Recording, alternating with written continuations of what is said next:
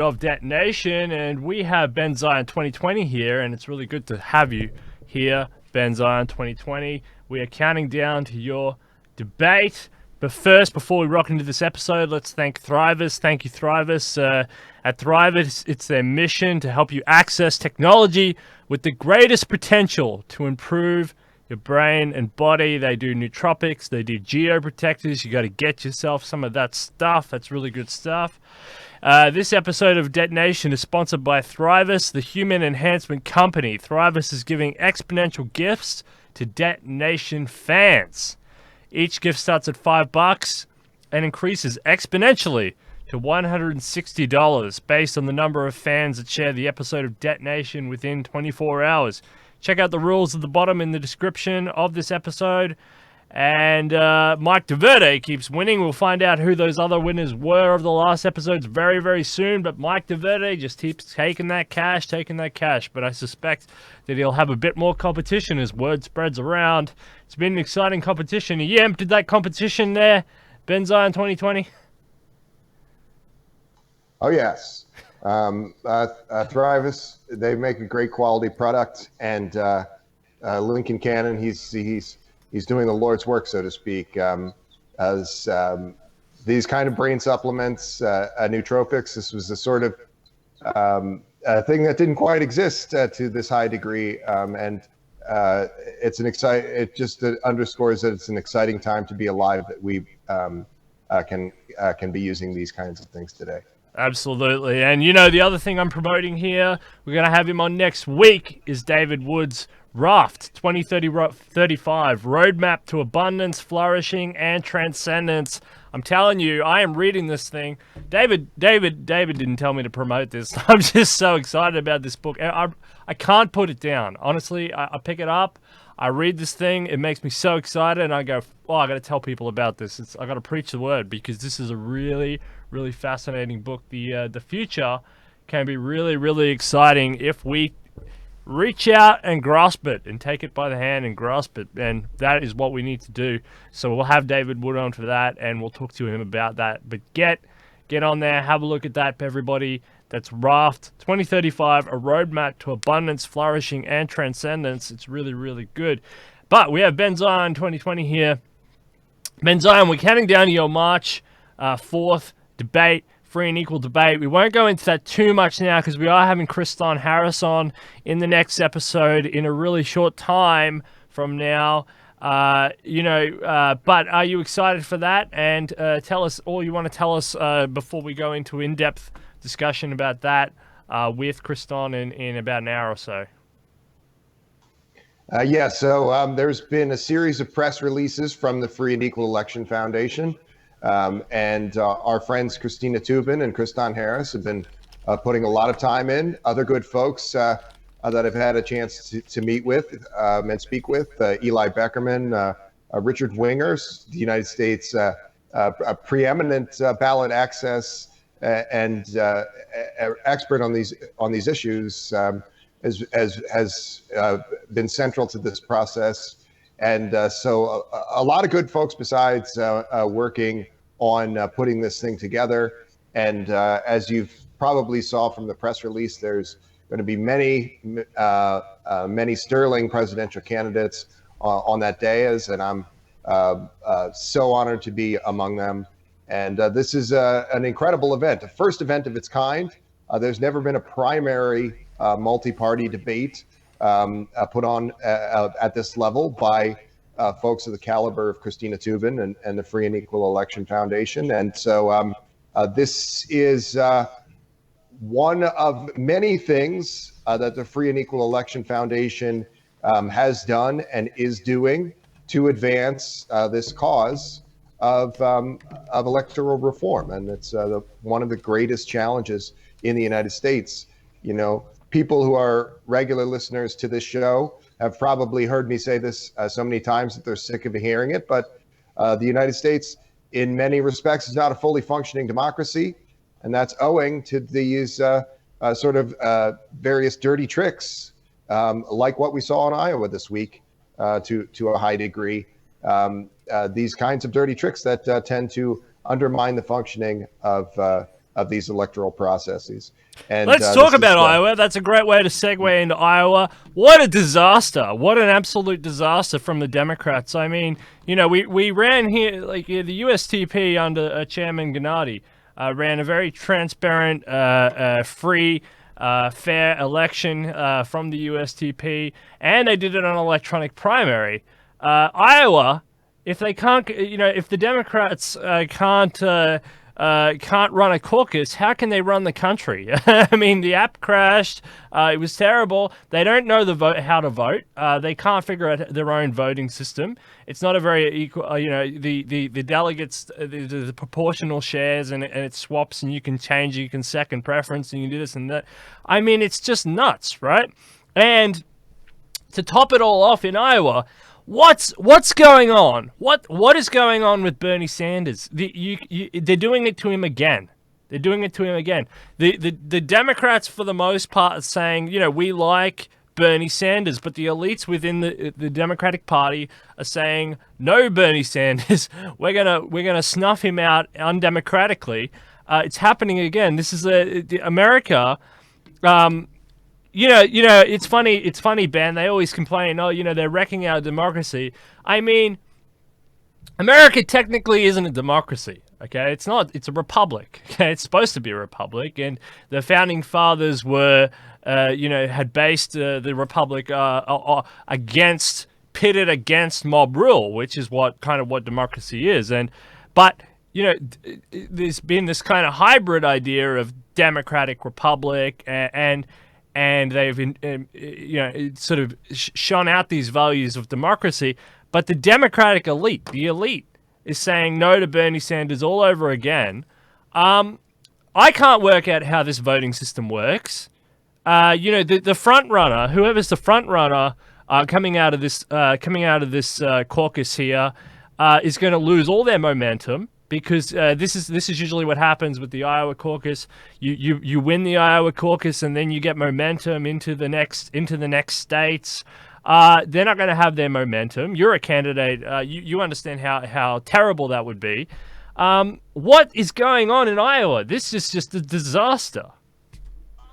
Yes, it's not simply that an app has malfunctioned, or that the DCCC is inept, as you suggested. We would be lucky if this was the biggest problem with these electoral concerns in the United States. But it is this gatekeeper mentality, and this need to, this happened to some degree in 2008 from the other side of the aisle, so to speak, with Ron Paul being shut out. It happened to a high degree in 2016 with Sanders. But the gatekeepers definitely do tend to congregate on the left side of the fence. They don't mind if social conservatives make a lot of noise to no real effect, but they definitely don't want these economic populists and people who could, for example, demand a fairer tax code. They don't want those people to be advanced.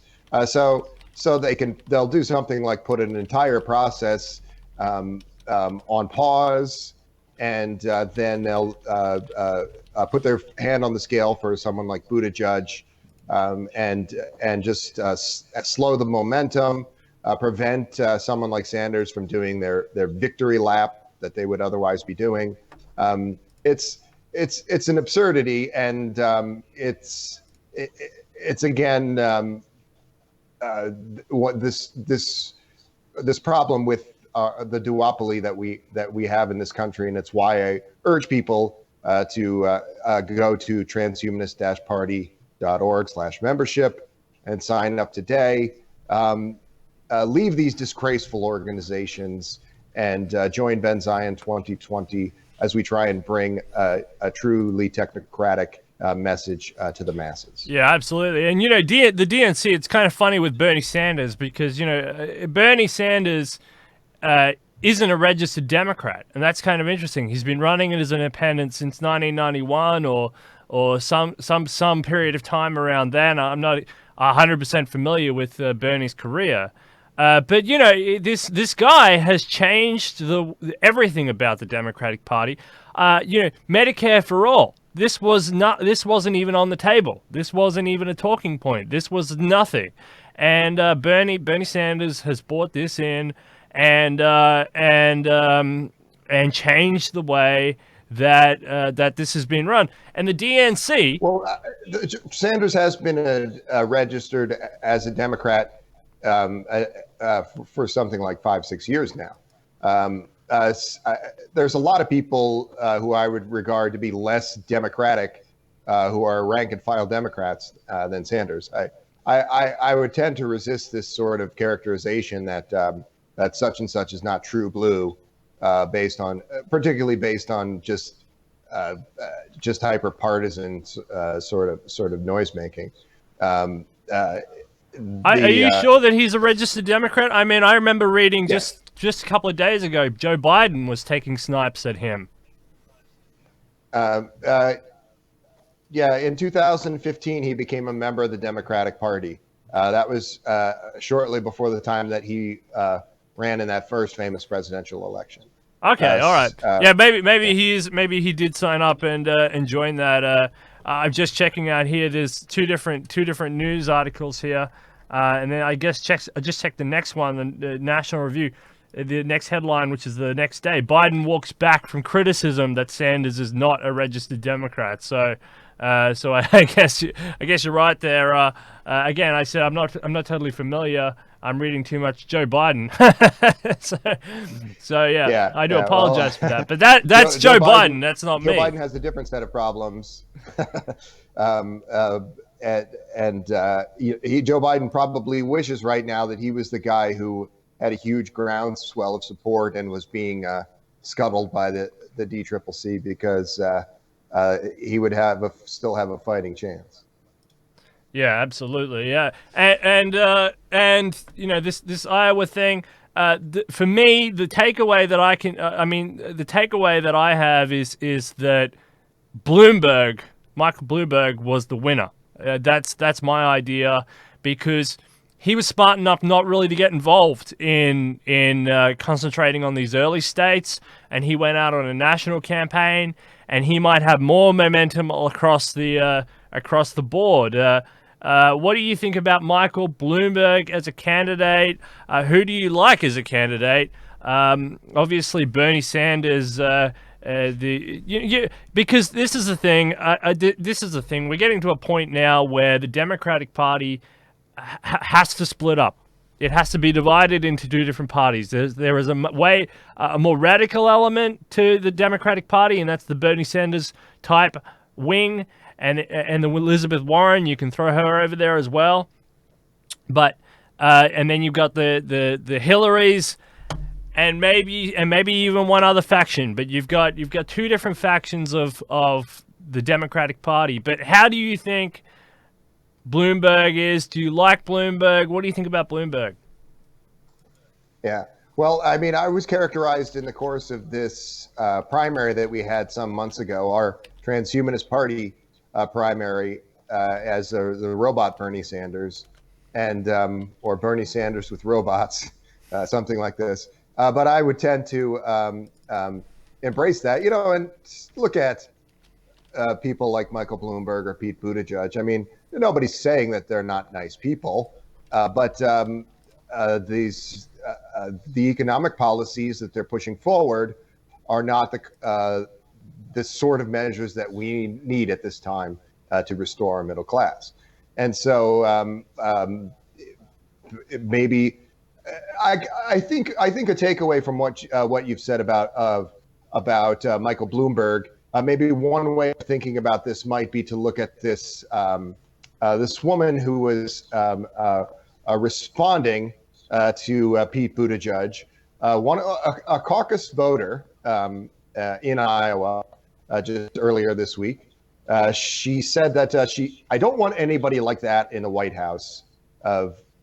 Speaking of Pete Buttigieg. Now, I'm not a Buttigieg supporter. As I said, I'm a supporter of a public health service of a fully realized kind, and also one that treats aging as a disease.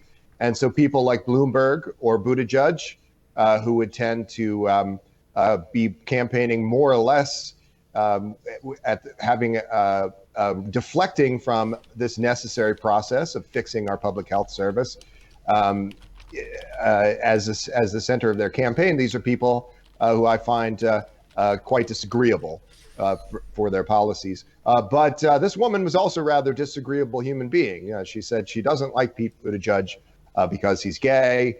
And it sort of underscores how strange this Iowa caucus process is. We go to this flyover state. I make no apologies for calling these places flyover states, where a place where people couldn't get a lot of ordinary business done or meet a lot of. It's not a place where you want to move necessarily, and we, for some reason, this is the sort of first thing that anyone sees in an ordinary primary season is this event, and it's characterized a lot of times by people like this, people with a provincial mindset, people who, this woman said, I was voting for Buttigieg, but I found out he was gay, and now I'm not voting for him. And maybe she changed her vote to Sanders. That's another matter. But this idea that these sorts of people are the people who should be making a lot of decisions at an early stage, setting the stage for the rest of what happens in this process. This is one of many kinds of things. And also, if we look at the process in Iowa, you mentioned, it's a little bit hard to understand what goes into this Iowa caucus process. And that's by design, just in the way that you say, the U.S. purports to be a republic, but in many ways doesn't really try to do that. There's a lot of ways where we built in an overly complex and arcane, like the United States tax code. The United States tax code could be pretty well, very quickly rewritten so that ordinary people could understand their taxes, and create a lot of other transparencies besides, with the institutional problems that we see. But it's preferable for the powers that be to have these things be black boxes, and so that ordinary people won't take very much of an interest in them. And if ordinary people aren't really understanding them or tracking what's happening, then we can just say, oh, an app malfunctioned. We're so sorry. You don't get to have a democratic process, and it's not due to technology. This is not the takeaway. What is this? This is some totalitarian craziness going on here. I mean, it's got to just be simple in a way that you can calculate it, that anybody can do it.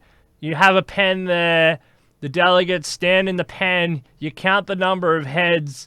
That should be the end of it, right? You take a photo, everybody takes a photo.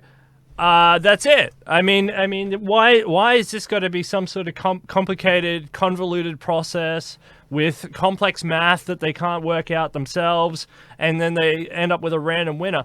And poor old Bernie, there he is again, being thrown to the lions. I'm not a Bernie supporter. I'm not a Bernie fan. But I'm telling you, it is frustrating to see the DNC just run a dictatorship along these lines, and it's frustrating. Pete Buttigieg, yeah, well, exactly. I mean, I would say that I am a Bernie fan. That was a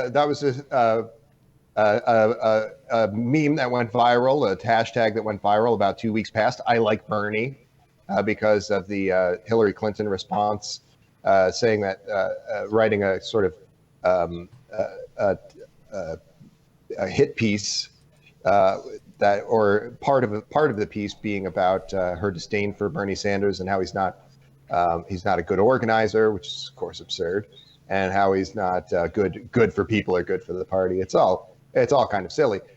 So I was a Bernie Sanders supporter in previous elections, and in this presidential election in 2016. Obviously, I'm not now. I'm a member of another party and running myself. But it's why when someone would derisively say, "Oh, this guy is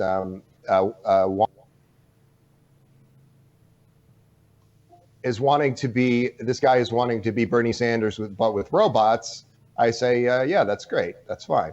Because I like mostly what Bernie Sanders is doing, except for a lack of emphasis on facilitating techno progress and things, and a complete illiteracy on the subject of the emerging role of life extension in biomedicine.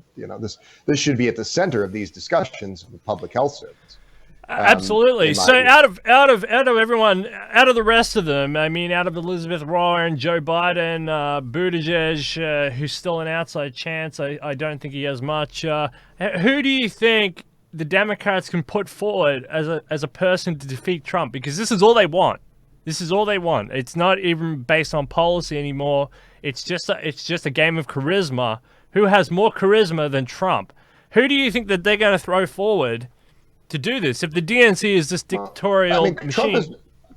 People have been crowing about how Trump's numbers, he's polling higher than ever. He's never polled higher than 50%. He's almost pushed up to 50% now.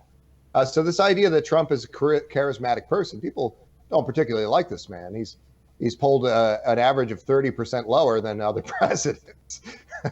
And I mean, yeah, he's just kind of a despicable human being. And I mean, that is not a reason that I dislike Trump. The reason that I just, somebody making ribald jokes or saying strange things, that's maybe a good enough reason in most people's mind for them not to be president, and that's fair.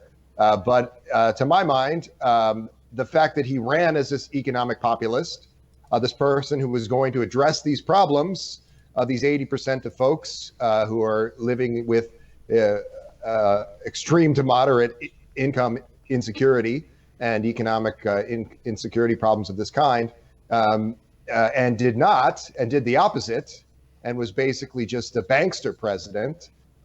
This is a reason that people are still looking to someone like Sanders, and it's a reason that I don't think that Trump.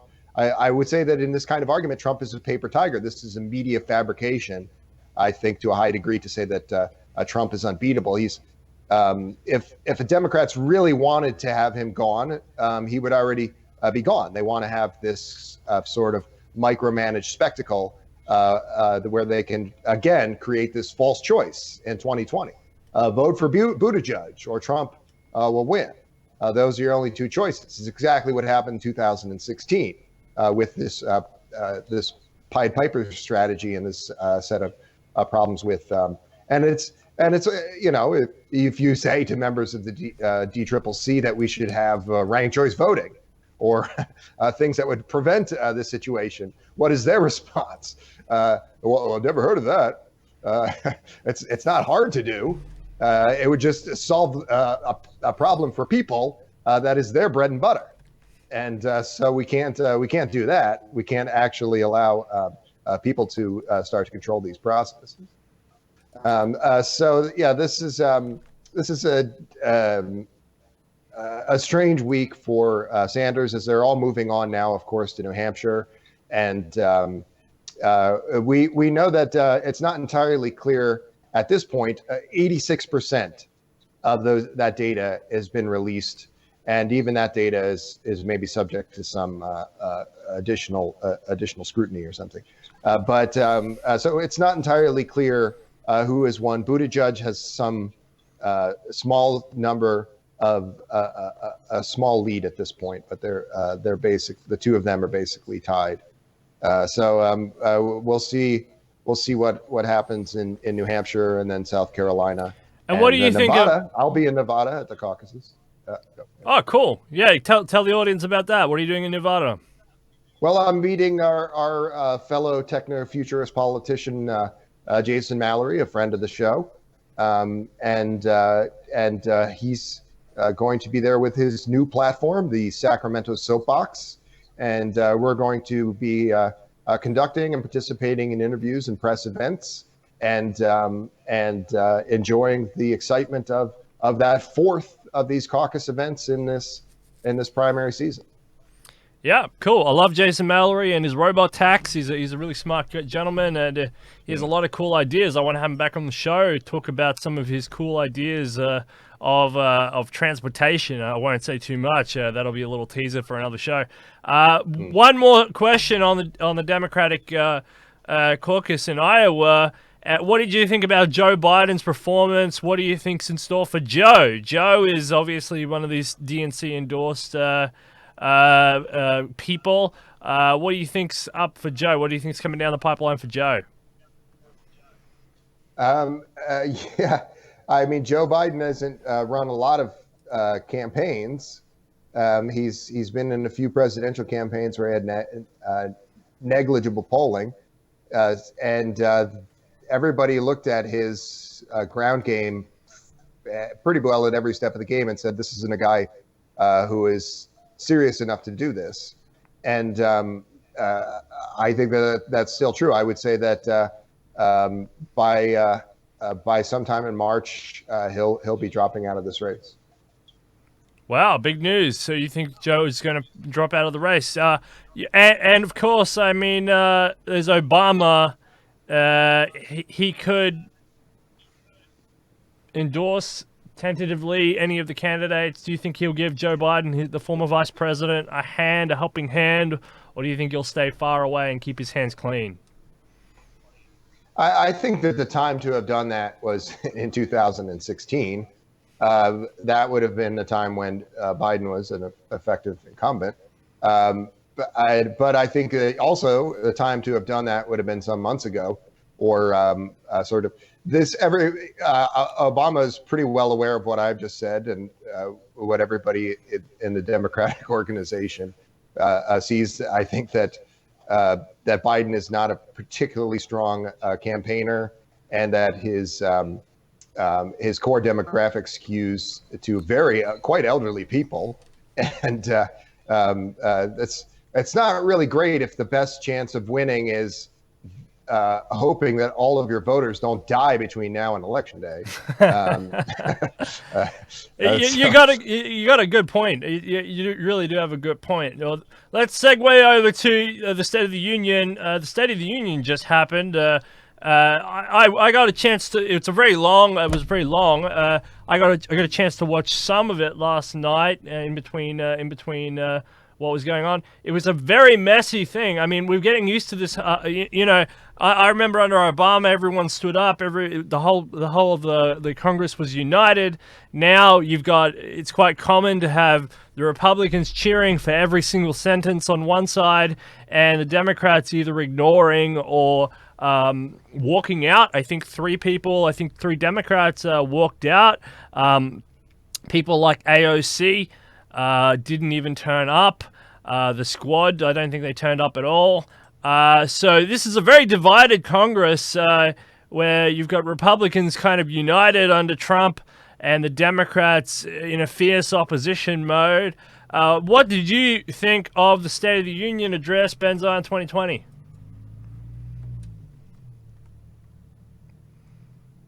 Oh, your sound is gone, Benzion 2020. Sorry about that. You're all right. Yeah, it was a little bit of a strange event. I think that the last one was a strange State of the Union as well. It's and you mentioned that a lot of these sort of accepted protocols have gone out the window in this Trump era. That's true of a lot of institutions, not solely to the detriment of the American people, I should say. I don't characterize this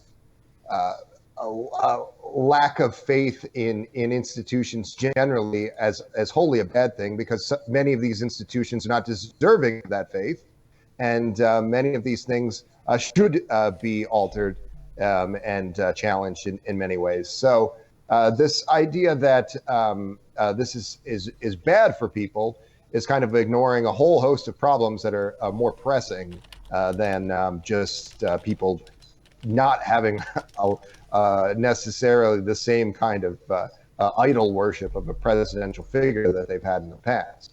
And you mentioned, of course, that the Republicans make a point of engaging in that sort of behavior, this idol worship kind of thing.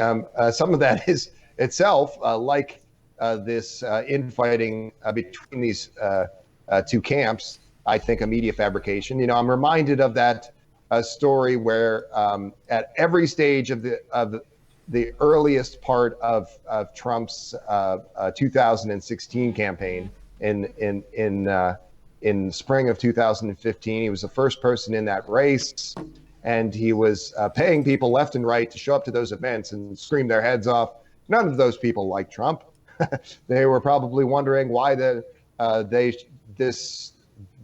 should show up and scream for a game show host, but they were getting paid $50, so they did it. But they probably some of them would probably happily give that $50 back now. So this kind of thing of Trump mania, and it is a strange kind of situation, and certainly this State of the Union had an awful lot of strange rhetoric, an awful lot of strange behavior, and that kind of little bit of showboating. You know, Nancy Pelosi tearing up this paper at the end. You know, I'm not convinced that you know, there was a time when they were voting at the beginning of last year on who was to be the Speaker of the House, and there were a couple of candidates who I liked better than Nancy Pelosi.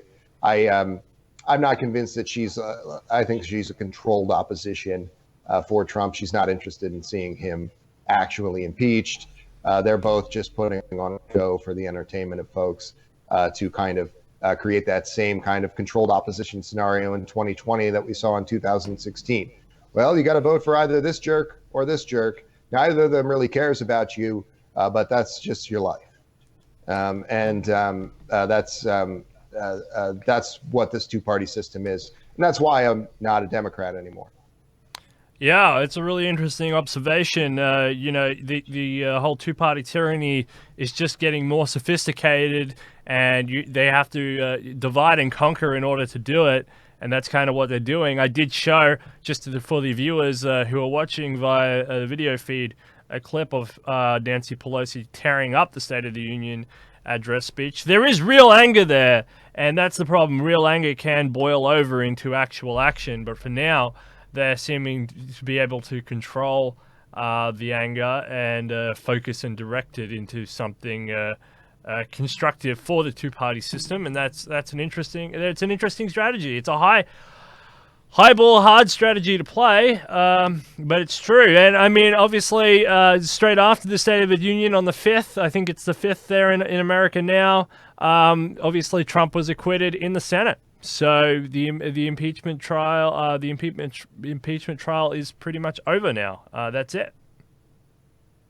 Yeah, and you know, at the State of the Union, you know, Trump was praising a man who's fallen ill, Rush Limbaugh, and that's sad. I don't wish harm on anyone, but this is one of the most despicable public personalities in U.S. history. He's so many times, you know, he's on the record saying thousands and thousands of hateful things about persons different than himself, and he's one of these sorts of people like Newt Gingrich, like Mitch McConnell, like Donald Trump, I think to a lesser degree, to a far lesser degree than these people with a longer history. But he's one of these people who is responsible for this sort of set of dysfunctional institutions that have led to this problem of the United States being the wealthiest country in the world, where 80% of people are living with extreme to moderate income insecurity and economic insecurity problems that we were discussing before. This is not just a coincidence. This is not just a sad state of affairs. This was choices that were made by people like Newt Gingrich and Rush Limbaugh, and like these Democrats who would prefer to be sort of limp-wristed liberals with no interest in preserving actual economic protections and regulations. Instead, just playing these wedge issue games and culture war games because they're happy to, because that's a sideshow that people will sink their teeth into, and never mind the man behind the curtain who is setting up this sham democracy and these kleptocratic institutions. And so to praise somebody like Rush Limbaugh, who's carried water for such horrible ideas as a social conservative and economic conservative firebrand, to say that this person is somebody anything like a great journalist or a journalist at all, it's absurd. But we wouldn't expect to see anything less from people like that. Yeah, well, he did receive the Medal of Freedom, and it's kind of interesting. I mean, yeah, I mean, but I'm not surprised. I mean, I do remember seeing Trump play golf with Rush Limbaugh a lot in the last few years. So, yeah, they must have worked out one or two things along the way. Golf is a very sophisticated game. Yeah. Anyway, all right. Well, that should be. We should wrap that up there. Go get some quick rest before we come on to the next show in just a little while. We're going to bring on a good friend, and we will see everybody there. Yeah, thanks for tuning in. Well, you had some. Was there some sort of format discussion that we wanted to have also, or is that for the next? Oh yeah. If you. Oh yeah, that's very good. I remembered that. Yeah. So thanks for reminding me that. Yeah. So what I want people to do is in the comments of this YouTube video, we are going to change the format, as I have been saying, to a fixed time format. We're going to still have variable times with guests to work it out with other guests, but we are going to go to a fixed time format so that people can tune in at around a regular hour, hopefully a regular hour each week, different times. So what time would suit you in your country? So write that in the comments. You know, what time best suits you. Is it 6 p.m.? Is it 6 a.m.? So I can work that out across time zones.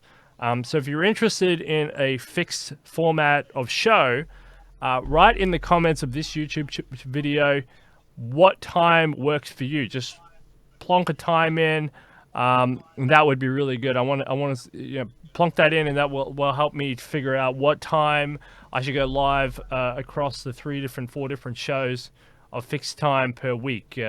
Which will have different themes and different ideas, different guests, and hopefully different shows. If we keep filling up the Patreon and if we keep working hard, we can definitely have different shows running, not just Detonation, but other shows as well. So what time would people like? Would they be best suited to watch a regular show? Please leave those in the comments. Thank you very much. Don't forget to like. That's an exciting development. I couldn't be more pleased to hear that. And we had talked about that before. And I would say also that coverage of the March 4th debate might not necessarily fit into that program, because we're going to have an all-day affair, as I understand it, here on Detonation. Is that true? Yes, absolutely. We're going to be having a pre-run-up phase. We'll be live streaming it, and then we will be dissecting it after. We will have post-debate analysis. It's going to be a huge event, Benzone 2020. Thank you very much for coming on the show. As always, that's it. We already have some folks. So our friend Mike DeVerde commenting that 6 Pacific is a good time, 6 p.m. Pacific. I think that's an excellent suggestion. As always, Mike, a lot of good ideas. Mike and Marlon in the comments our friends, keep those ideas coming, I think. And also, come on the show too sometime. We love you guys.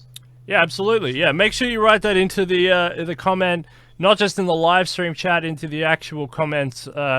Once the live stream finishes, write that in, and don't forget to like it and everything like that. Cool. All right, thanks everybody. Yeah, we got to start messing with these YouTube algorithms.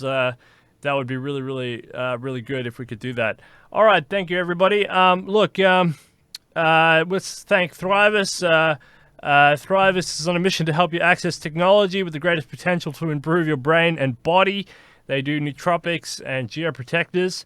Thank you very much, Thrivous. So make sure you check out the link description, get your hands on some free Thrivous, and also make sure you check out Raft 2035, a roadmap to abundance, flourishing, and transcendence. This is also really, really important that you do that. And thanks to Patreon sponsors. That's Chairman Gennady Stolaroff II. Thank you very much for being a Patreon supporter. Absolutely fantastic. And thank you also for being a huge supporter of the March 4th debate. This is going to really put the USTP on the map. And thanks to all the USTP officers too for doing a lot of hard work over there. David Shoemaker, thank you very much for being a Patreon supporter. Every dollar is basically tripled because we can really make Detonation run really fast this year. And Mike DeVerde as well, Detonation's biggest fan. Thank you very much for helping us out on Patreon. So that's really, really good to see. All right, thank you, everybody. We'll see you soon, Ben Zion. Get some quick rest, get some coffee. Thanks very much. That's a really good update of the State of the Union. Our Iowa caucus shambles. What a mess. And fixed debate formats here on Detonation. Thank you very much, Ben Zion. All right, thanks, Steele. We'll see you soon. See you soon. Kriston Harris is coming on soon. Stay around for that.